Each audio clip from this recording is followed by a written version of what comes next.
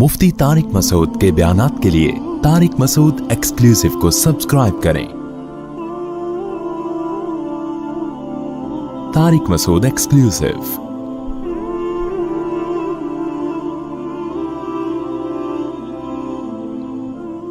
अच्छा, ये जो दौर है ना, जो जिसमें क़यामत करीब है, एक तो खुदा का वास्ता ये दज्जाल के बारे में जो किताबें हैं और टॉपिक्स हैं ना, ये पढ़ना छोड़ दें। जब क़यामत की बात आई ना, तो दज्जाल का टॉपिक आ गया।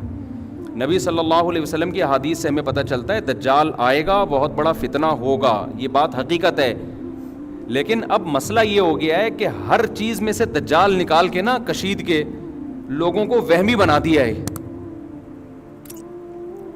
एक आर्मी के रिटायर ऑफिसर मुझसे मिलने के लिए आए, उन्होंने कहा मैंने दज्जाल पे एक बहुत ज़बरदस्त रिसर्च की है, जो पता नहीं 10 GB में है मेरे पास हार्ड डिस्क में, वो USB में 2 USB होंगी 5-5 GB की, अब हो सकता है 10 GB की हो कोई, वल्लाहु आलम। मैंने कहा हज़रत, दज्जाल के बारे में इतना कुछ हमें मिलता ही नहीं है कि 1 GB में भी आ जाए वो। आपने 10 GB कहाँ से तैयार कर लिया वो?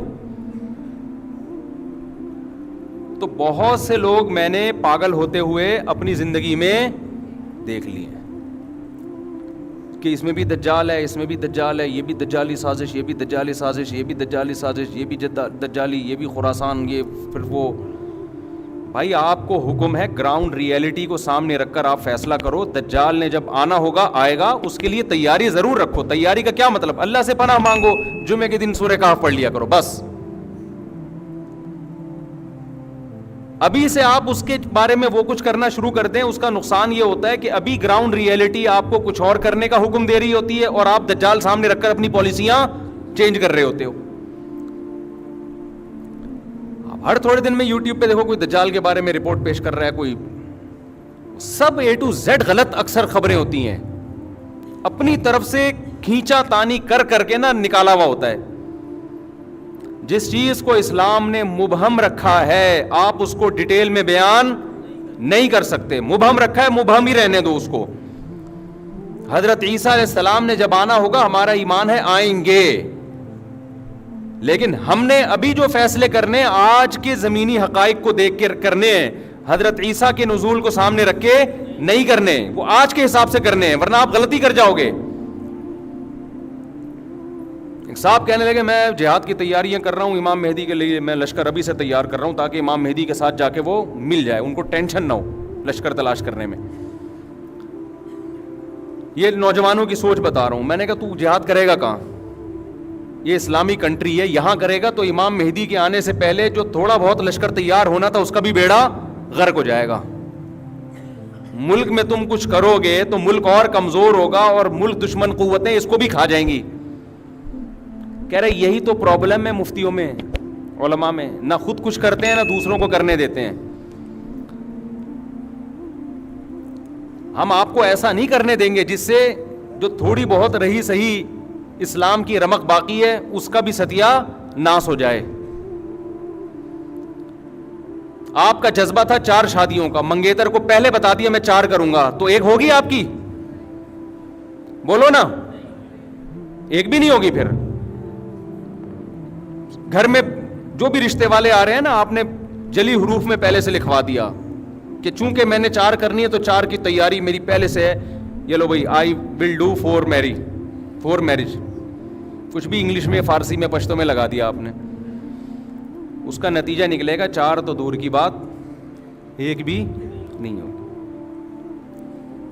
यही हो रहा है कि इस तरीके से मुल्क के अंदर इस तरह की बातें करना। खलीफा कोई हर थोड़े दिन में कोई खलीफा आया हुआ होता है मार्केट में कि इसके हाथ पे बैत होकर हम खिलाफत नाफिज करेंगे। खिलाफत तो सवाल ही पैदा नहीं होता इस तरीके से नाफिज हो जाए। जो रही सही टूटी फूटी खिलाफतें कुछ बची हुई हैं उनकी भी ऐसी की तैसी हो जाएगी। आप देखो, पहले बनु उमैया की हुकूमत का खात्मा हुआ, बड़ी ज़बरदस्त हुकूमत थी, बड़ी ज़बरदस्त खिलाफत थी। ठीक है, उनके मजालिम भी थे, हम उन मजालिम में उनको अच्छा नहीं कहते, लेकिन ओवरऑल इस्लाम को फ़ायदा हो रहा था। बनु उमैया के दौर में बड़े बड़े मुहद्दिसीन पैदा हुए, बनु उमैया के दौर में बड़े बड़े फ़ुक़हा पैदा हुए, बनु उमैया के दौर में बड़े बड़े मुजाहिदीन पैदा हुए, جنہوں نے سندھ فتح کیا, کابل فتح ہوا, لاکھوں مربع میل اسلام کی ایک ریاست قائم ہوئی. اس دور میں جتنا علمی کام ہوا ہے آپ تصور نہیں کر سکتے. ٹھیک ہے, بادشاہوں میں شر بھی ہوتا ہے, خیر بھی ہوتی ہے, لیکن سنجیدہ علماء نے منع کیا اس حکومت کے خلاف بغاوت مت کرو, کیونکہ نبی صلی اللہ علیہ وسلم نے فرمایا کہ جب مسلمانوں کا کوئی خلیفہ ہو, بادشاہ ہو, چاہے وہ جبرن آئے, چاہے وہ تلوار کی بیس پہ مسلط ہو جائے, صحیح مسلم کی حدیث آپ نے فرمایا اس کے مقابلے میں جو بھی کھڑا ہو اس کو قتل کر دو, کائن من کان, جیسا مرضی ہو وہ, جتنا ہی نیک ہو, جتنا ہی پرہیزگار ہو. کیونکہ بادشاہ لوگ, حکومتیں 100% درست کہیں بھی نہیں ہوتی. اوور آل اجتماعیت دیکھی جاتی ہے کہ اجتماعیت مسلمانوں کی قائم ہے. جب بنو امیہ کی حکومت تھی اس وقت کسی اسلام دشمن قوت کی مجال نہیں تھی کہ سر اٹھا کے ہماری طرف دیکھ سکے. ان کو پتا تھا یہ جیسے مرضی ہیں ہمارے خلاف متحد ہو جائیں گے. سمجھ میں آ رہی ہے بات کہ نہیں آ رہی ہے؟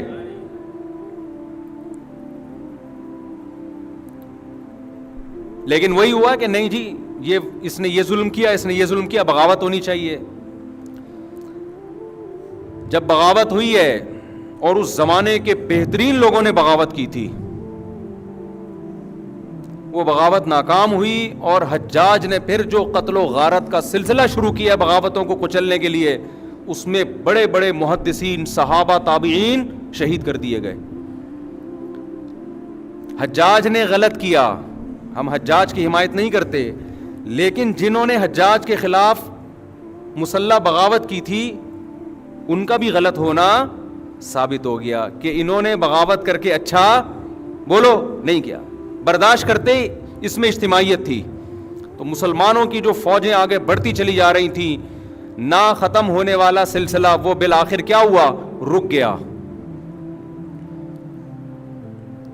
تو تاریخ سے جو سبق حاصل نہیں کرتا وہ ان غلطیوں کو بار بار دہراتا ہے جن غلطیوں کی وجہ سے اس کو نقصان. پھر جب حجاج کے مظالم اور زیادہ بڑھ گئے کہ بغاوت کو اس نے کچلا, اس نے کہا نہیں, میں حاکم کبھی بھی بغاوت پہ کمپرومائز نہیں کرتا. اس کے بعد حجاج دنیا سے چلا گیا, پھر اس کے بعد جو نیا خلیفہ آیا, بغاوت دوبارہ ہوئی بنو عباس کی. لمبا سلسلہ تاریخ کا, میں تو خلاصہ آج یعنی ہمیں کیا سبق ملتا ہے اس کے حساب سے بتا رہا ہوں. بالآخر بنو عباس کی بغاوت کامیاب ہوئی, لیکن اس کامیاب ہونے کے بعد وہ برکتیں حاصل نہیں ہوئیں جو وہ سمجھ رہے تھے. ان کا خیال تھا کہ ہم بنو امیہ میں جو خامیاں ہیں ان کی اصلاح کر لیں گے اور ان سے اچھی ریاست قائم کر کے دکھائیں گے, لیکن آگے معاملہ بہتر ہونے کے بجائے کیا ہو گیا, بدتر. مسلمانوں کی خلافت 2 حصوں میں ڈیوائیڈ ہو گئی. یہ پہلی دفعہ اسلامی تاریخ میں ایسا ہوا کہ 2 خلیفہ, اندلس میں الگ خلافت قائم ہوئی, یہاں الگ خلافت قائم ہوئی بغداد میں. اس کے بعد سے آج تک مسلمان کسی ایک خلیفے پہ جمع نہیں ہوئے, آج تک نہیں ہوئے. تو بنو عباس کی نیت بھی بڑی اچھی تھی کہ ہم ظالم حکمرانوں سے حکومت لیں گے اور اہل کو کے حوالے کریں گے, لیکن انہوں نے وہ کچھ کیا کہ وہ بنو امیہ سے بھی 4 ہاتھ آگے نکل گئے.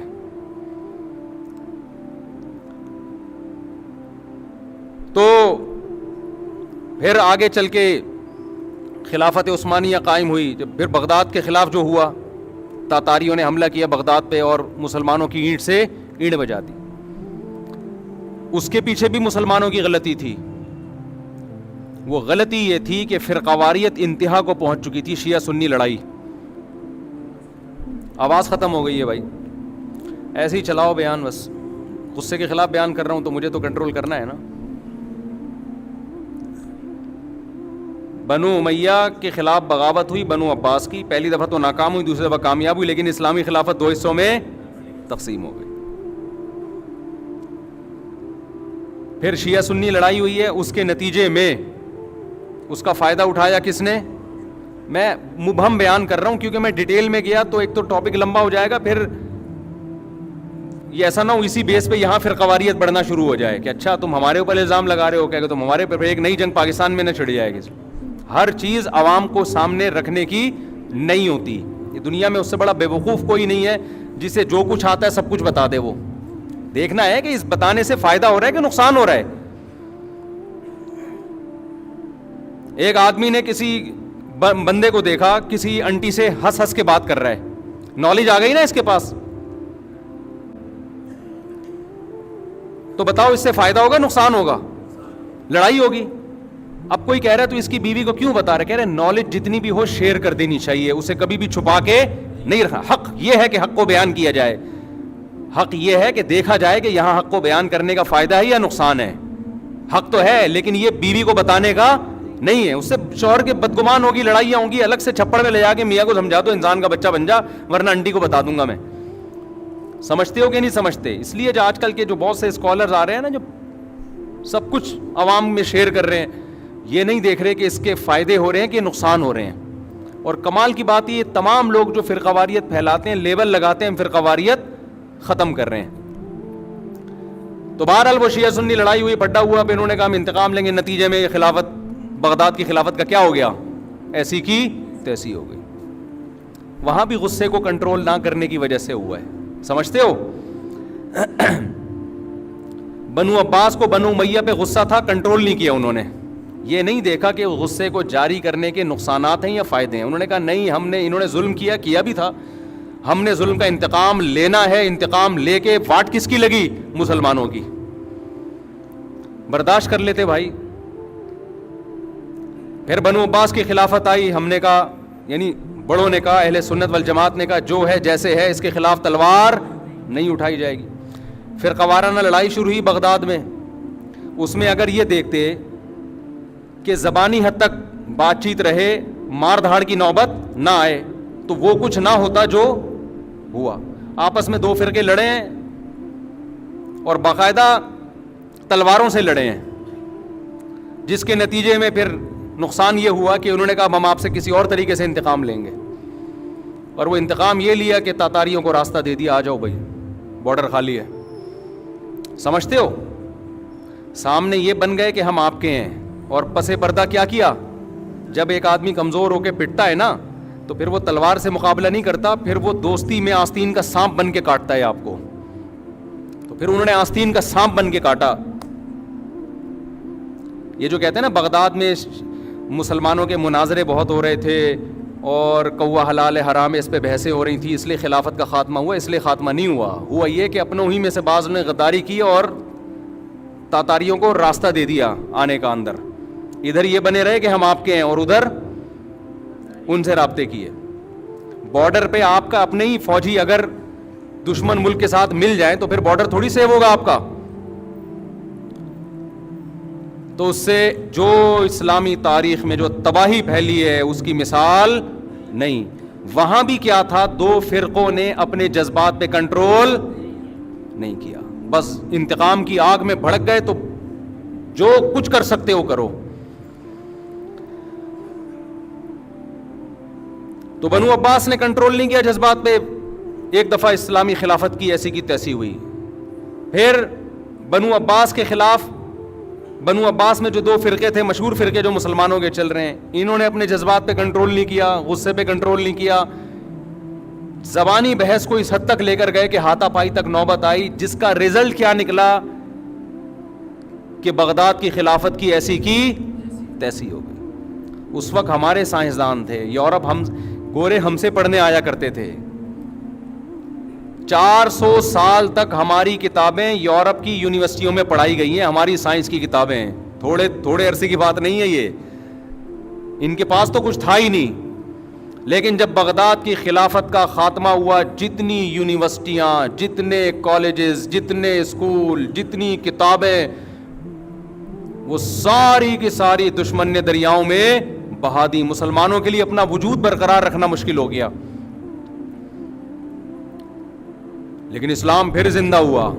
مسلمان تھوڑی تمیز سے بیٹھتا ہے, جوش ہے اس کے اندر, ایک غیرت ہے بھائی, دوبارہ بحال کرنا ہے. پھر اللہ نے خلافت عثمانیہ ہمیں دی. 500-600 سال تک زبردست ترکی میں مسلمانوں کی حکومت رہی ہے, خلافت رہی ہے. لیکن ہندوستان میں الگ تھی, ہندوستان میں الگ تھی اور وہاں الگ. لیکن ہندوستان میں جمعے کی نماز میں جو خطیب ہوا کرتا تھا وہ عثمانی خلیفہ کے لیے دعا کیا کرتا تھا. کیا مطلب؟ یہاں الگ حکومت وہاں الگ خلافت, لیکن دونوں کا آپس میں لنک, کہ دشمن کے خلاف دونوں کیا ہیں؟ متحد ہیں. 40-45 کنٹریز تھے جہاں ترکی نے حکومت کی ہے, 40-45 ممالک. اس وقت اسرائیل کی یہ مجال نہیں تھی کہ وہ فلسطین سے مٹی شاپر میں ڈال کے لے جائے, زمین پہ قبضہ کرنا تو دور کی بات. اس نے خلیفہ سے کہا تھا, مجھے یہودیوں نے کہا تھا مسلمان خلیفہ سے کہ مجھے فلسطین میں جگہ چاہیے. اس نے کہا جگہ تو دور کی بات, مٹی شاپر میں ڈال کے لے جانے کی اجازت نہیں دوں گا یہاں سے. یہ بدماشی تھی مسلمانوں کی. یہ روس امریکہ تو کچھ بھی نہیں ہے, جو گریٹ امپائر جو اسیمین گزرے ہیں اس کی بھی واٹ لگی. وہ کیسے لگی؟ عربوں کو بغاوت پہ اکسایا گیا کہ ایک عجمی حرم پہ حکومت کیسے کر رہا ہے بھائی, یہ ترک تو بعد میں مسلمان ہوئے, تم تو سچی مچی کے مسلمان ہو.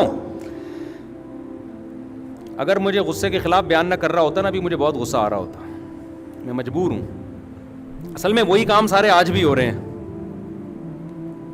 مسلمان ہمیشہ مار کھاتا ہے جذباتی فیصلوں کی بیس پہ. سیاست میں بھی جذباتی فیصلے, ہر جگہ جذباتی فیصلے, کوئی تحقیق نہیں ہے. کوئی اٹھا کے کسی پہ الزام لگاتے, بس چینل دیکھا, ARY کیا کہہ رہا ہے, جیو کیا کہہ رہا ہے, سما کیا کہہ رہا ہے, ایک دم گالیاں بھی دینا شروع کر دیتے ہیں مخالف پر, اور وہ چیزیں پھیلانا بھی شروع کر دیتے ہیں. کوئی نہیں, کوئی تمیز سے بیٹھ کے کوئی تجزیہ کرے, کوئی خاموش رہنا تو جانتے ہی نہیں ہے نا. اگر آپ کو نہیں پتا تو آپ بولتے مجھے نہیں پتا. یہ نہیں ہے ہمارے یہاں. مجھ سے کوئی پوچھ رہا ہے اس کو کس نے مارا, میں کہہ رہا ہوں اللہ کی قسم مجھے نہیں پتا کس نے مارا, میرے پاس کوئی درائے نہیں ہے. لیکن تجزیہ کرنا ہر آدمی کی ذمہ داری ہے. مجھے نہیں بھی پتا, میں ٹی وی دیکھ کے بتاؤں گا اس نے مارا ہے. اس سے ملک میں انارکی پھیلتی ہے, معصوم لوگوں پہ الزامات لگتے ہیں, ایک دم غیرت میں آنا, ایک دم جذبات میں آنا, الزامات لگانا. تو ان چیزوں کا بڑا نقصان ہے. گھر بھی میں آ رہا ہوں, گھر کی طرف پہلے ریاستوں کی سے فارغ ہو جاؤں نا, پھر گھروں کے حالات کے پہ تبصرہ پیش کروں گا انشاءاللہ. تو خلافت عثمانیہ کے خلاف کس کو اکسایا گیا؟ عربوں کو, کہ تم عرب ہو, قرآن تمہاری زبان میں, یہ ترکی عجمی لوگ یہ تم پہ حکومت کر رہے ہیں. حالانکہ پیغمبر کی حدیث کیا ہے؟ مسلمانوں کا جب کوئی امیر ہو, جہاں جس علاقے میں اس کی امارت ہے, اس کے خلاف کسی بھی بیس پہ آپ کو تلوار اٹھانے کی اجازت نہیں. عربوں کو بغاوت پہ اکسانے پہ انگریز کامیاب ہو گیا. نتیجہ کیا نکلا؟ ترک کی خلافت کی بھی ایسی کی تیسی ہو. اتنا سا رہ گیا ترکی, اور کتنے سارے ملکوں میں تقسیم کر دیا. صرف ایک عرب کے کتنے ممالک ہیں؟ ارض حجاز میں اتنی ریاستیں ہیں. دبئی کے شیخ الگ ہو گئے, عمان کے مسقط کے شیخ صاحب الگ ہو گئے, سوڈان کے الگ ہو گئے, مصر کے الگ. مصر تو خیر حجاز میں نہیں آتا, لیکن جتنے عرب کنٹریز ہیں سب کا الگ الگ بادشاہ. اب جب الگ الگ ہو گئے تو طاقت کیا ہو گئی؟ ختم. اب ظاہر ہے امریکہ کی پالیسیاں آپ کو ماننی پڑیں گی. نہیں مانتے تو وہ آپ کوئی متحد تو ہے نہیں کہ ایک بلاک ہو آپ کا.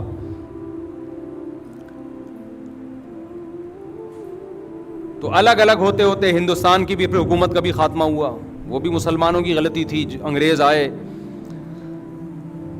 اور جو کچھ انہوں نے کیا وہ تاریخ لمبی کہانی ہے. بالآخر ہندوستان میں جو ہماری 1000 سال سے مسلمانوں کی حکومت تھی, جس میں برما, بنگلہ دیش اور پاکستان پورا, کتنا اسٹرانگ کنٹری ہوتا آج, یہ آپ اندازہ لگاؤ. اس کی بھی ایسی کی تیسی ہو. لیکن ایک ملک ہمیں مل گیا پاکستان کی صورت میں. اب آپ خلافت کا نام لے کے اس کی بھی ایسی کی تیسی کر دو کہ عیسیٰ علیہ السلام آئیں گے, وہ مجھے دیکھ کے بہت خوش ہوں گے کہ یہ پہلے سے ہی کھڑا ہوا ہے جہاد کے لیے, تو چل تو بھی میری فوج میں شامل ہو جا. ایسا نہ ہو عیسیٰ علیہ السلام آ کے پہلے تیری ٹھکائی لگائیں کہ ایک ملک تھا کم بخت, وہ اس کو بھی تو نے کسی قابل نہیں چھوڑا خلافت کے نام پہ. کیونکہ یونیورسٹیوں میں کالجز میں اس طرح کی تحریکیں نا ہر تھوڑے دن آپ خلافت کے لیے کیا کر رہے ہو, لوگ آئیں گے ہم سے پوچھتے ہیں آپ خلافت کے لیے کیا کر رہے ہو, آپ تو 4 شادیوں کی باتیں کرتے ہو, خلافت کے لیے کیا کر رہے ہو. میں نے کہا خدا کا واسطہ یہ جو ملک ہے نا اس کو بچاؤ اور آئینی اور قانونی طریقے سے اس میں پورا زور لگا دو تبدیلی کے لیے. ہمارے سیاسی لوگ ہمارے دھرنوں کو غلط رخ پہ لے کے جا رہے ہیں, جن چیزوں پہ دھرنے ہونے چاہیے ان چیزوں پہ نہیں ہو رہے. سمجھتے ہو آپ کے اندر جو قوت اور طاقت ہے نا, آپ کے لیڈر اس کو غلط جگہ استعمال کروا رہے ہیں. دیکھو آپ کے گھر میں چاول کی بوری آنی تھی دکان سے اٹھا کے نا, آپ کو چاول لے کر آنے تھے گھر میں بوری اٹھا کے, کوئی لانے والا نہیں ہے تو اب آپ نہیں اٹھانی ہے نا, چاول پکیں گے گھر میں, آٹا پکے گا, سامان لینا تھا آپ نے. ایک بندے نے کیا کیا, اپنے گھر کا سارا سامان آپ سے رکھوا دیا. اب آپ کے بازو میں اتنی طاقت ہی نہیں ہے کہ اپنی بوری اٹھا کے گھر لے آؤ آپ, تو آپ کی جتنی انرجی تھی وہ دوسرے کے کام میں خرچ ہو گئی. تو ہمارے سیاسی لیڈر ہماری ساری طاقتیں اور قوتیں اپنے آپ کو پروموٹ کرنے میں استعمال کر لیتے ہیں, جس کی وجہ سے ہمارے حقوق کا الحمدللہ پہلے بھی بیڑا غرق تھا, اب بھی ہے, اور قیامت تک بھی ہمیں کوئی امید نہیں ہے کہ ہمیں ہمارے حقوق ملیں گے. کراچی کے گٹر کے ڈھکن غائب تھے, غائب ہیں, غائب رہیں گے. کراچی میں ٹارگٹ کلنگ پہلے بھی تھی, آج بھی ہے, قیامت تک رہے گی. کراچی میں کچرا کنڈی تھا, ہے اور قیامت تک رہے گا. کراچی میں موبائل اسنیچنگ تھی, ہے اور قیامت تک رہے گی, کیونکہ کراچی کے لوگوں کو دھرنے دینے تو کسی اور کے لیے دینے, اپنے لیے الحمدللہ دھرنے دینے کا ان کا کوئی پروگرام الحمدللہ ہے ہی نہیں. تو اللہ کا بڑا فضل ہے, کراچی والوں کی استقامت کو 20 دفعہ سلام ہے یار. روز مر رہے ہیں گلی میں, کوئی اس کا شوہر مر گیا, وہ جوان میاں مر گیا, وہ جوان بیٹا مر گیا. تھوڑی سی غیرت ہوتی ہے نا انسان میں, تھوڑی سی غیرت ہوتی ہے کہ یار چلو کوئی روڈ بلاک کرو یار, کوئی تاکہ موبائل اسنیچنگ تو رکے نا. فلاں کا بندہ مر گیا, اس کی لاش لے کے بیٹھ جاؤ یار روڈ پہ, حکومت سے مطالبہ, الحمدللہ کچھ بھی نہیں. بچپن سے دیکھ رہے ہیں, یہ آج کی بات نہیں ہے, بچپن سے دیکھ رہے ہیں. نہ سیاسی سطح پہ کوئی شعور پیدا ہوگا کہ ووٹ کس کو دینا ہے کس کو نہیں دینا, سیاسی سطح پہ بھی نہیں. کوئی قوم پرستی کے نام پہ ہم سے ووٹ لے کے ہماری واٹ لگاتا رہے, قوم پرستی کے نام سے ہم سے ووٹ لیے گئے اور ہماری ہی دکانوں کو بولو لوٹا گیا. اور آج بھی وہی قائد ہے. قائد کبھی بھی چینج نہیں ہوگا, چاہے زمین آسمان ادھر سے ادھر ہو جائے, الحمدللہ قائد وہی ہے. قائد ہو تو ایسا ہو. تو اس لیے اب ہمیں غم بھی نہیں ہوتا. اب ہمیں الحمدللہ خدا نے آج تک اس قوم کی حالت نہیں بدلی, نہ ہو آپ جس کو اپنی حالت کے, نہ ہو خیال جس کو اپنی حالت کے بدلنے کا. خدا نے آج تک اس مرد کی بیوی نہیں بدلی, نہ ہو جس کو خیال آپ اپنی بیوی کے بدلنے کا. سمجھ آ رہی بات؟ دونوں چیزیں لازم ہو جائیں. بیوی نہ بدلیں, ایک اور کر لیں اس کو رہتے ہوئے. تو یہ کسی نے چینج کیا ہے نا بھائی, ویڈیو نہیں بنائیں, ٹھیک ہے نا, قائد کی باتیں ہو رہی ہیں, ویڈیو نہیں بنائیں کائنڈلی. ابھی بھی لوگ کہہ رہے ہیں قائد تو قائد ہے ماشاءاللہ, الحمدللہ. پٹ گئے, رول گئے, تمہاری واٹ لگا دی یار. لاہور کو دیکھو مسلم لیگ نے کیسا بنایا ہے, انہوں نے ووٹ دیا تو اس نے بنا بھی دیا. آپ اپنے لیڈروں کو تو دیکھو, کچرا کنڈی بنایا ہوا ہے یار, اور ابھی قائد ہی ہے ماشاءاللہ, اور وہ قیامت تک رہے گا الحمدللہ.